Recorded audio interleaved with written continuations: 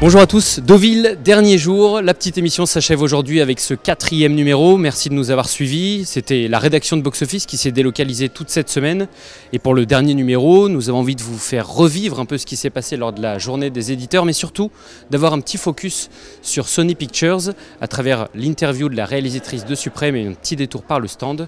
La petite émission dernière, c'est parti.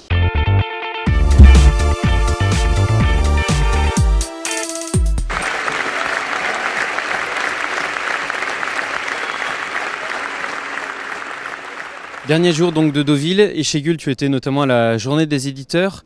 Il y a un des temps forts, c'était notamment la remise du ticket d'or. Est-ce que tu peux nous en dire quelques mots ? Alors c'est Warner qui sur l'année 2020 et avec son film Tenet que nous avons tant attendu a reçu le ticket d'or, c'est-à-dire le prix attribué par la Fédération nationale des cinémas français pour le film qui a fait le plus d'entrées en France.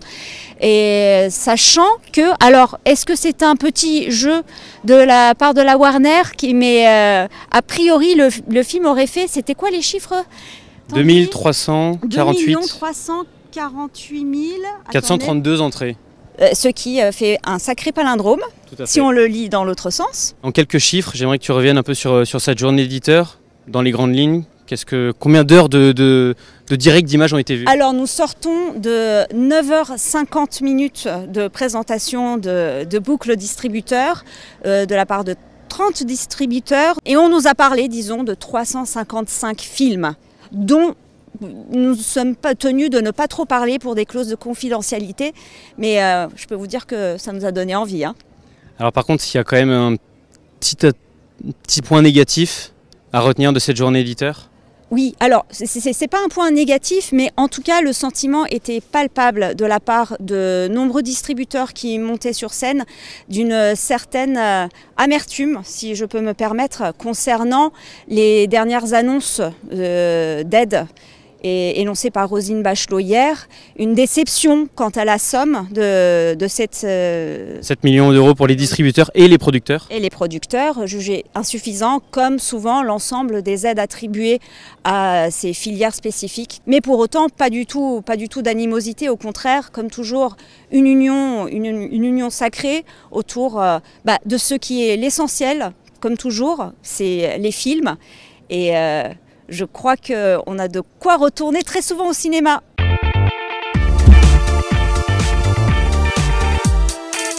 D'abord, être au Congrès, ça a toujours été une priorité pour nous et à chaque fois, on essaie d'être présent avec un contact un peu exceptionnel avec les exploitants. Il y a plusieurs façons de les toucher. Quand j'étais chez Universal, on avait créé la soirée. Bon, maintenant, je suis chez Sony, on a réfléchi à une nouvelle idée. Puis c'est vrai que du coup, on a créé ce stand il y a 5 ans. On est les seuls distributeurs à vraiment investir sur un lieu. Et du coup, c'est vraiment un endroit chaleureux où maintenant, on retrouve les exploitants régulièrement. Ils viennent parler avec nous, parler de la programmation, des films. On a des lieux un peu symbolisés par les grands visuels et des vidéos. Et du coup, c'est devenu un rendez-vous régulier, on en est très content.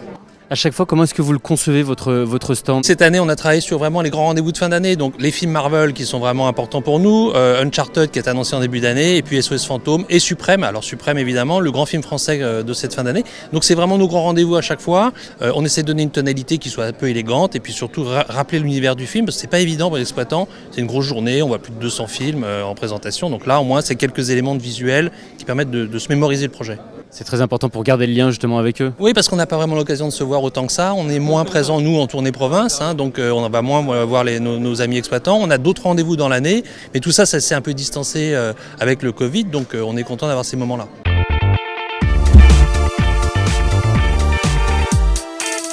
Plus que l'histoire de ces deux personnes que sont Didier et Bruno, c'est plutôt l'envie derrière ça de raconter une partie de notre histoire à nous. Donc elle concerne l'histoire qui se passe de l'autre côté du périphérique, mais elle n'en est pas moins importante. Et en fait, je trouvais intéressant de raconter les débuts du groupe pour raconter 40 années d'abandon des politiques envers la jeunesse des banlieues. Donc c'était pour moi et l'occasion de regarder dans le rétroviseur et en même temps de mettre en avant le parcours exceptionnel de Joe Star et de Cool Chain qui grâce à l'art, ont pu en fait passer ce fameux périph' du coup. Le tournage, évidemment, les scènes de concert, ça restera quelque chose. C'est quand même mes deux comédiens, ils n'ont jamais fait de scène de leur vie et Et là, ils ont fait 4-5 concerts avec 500 figurants déchaînés parce qu'en plus, en plein Covid, les concerts n'existaient plus. Donc là, il y avait une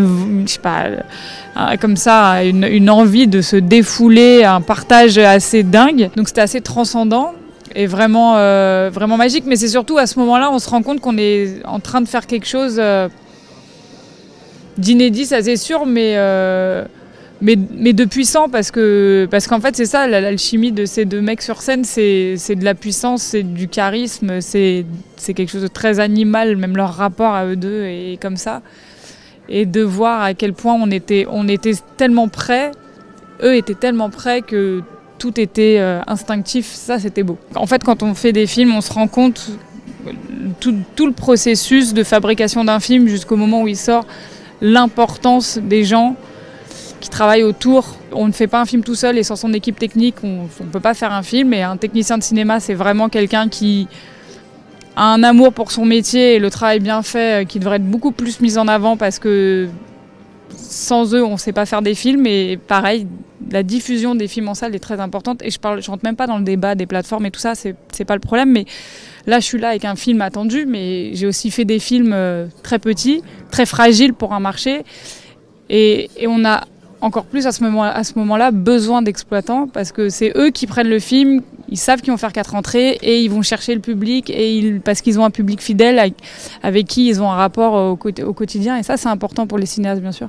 La petite émission, c'est terminé. Merci de nous avoir suivis toute cette semaine à Deauville. C'était un plaisir de vous faire vivre les coulisses de ce 76e congrès de la FNCF. On se retrouve très rapidement pour l'émission Box Office Pro. Prenez soin de vous. Au revoir.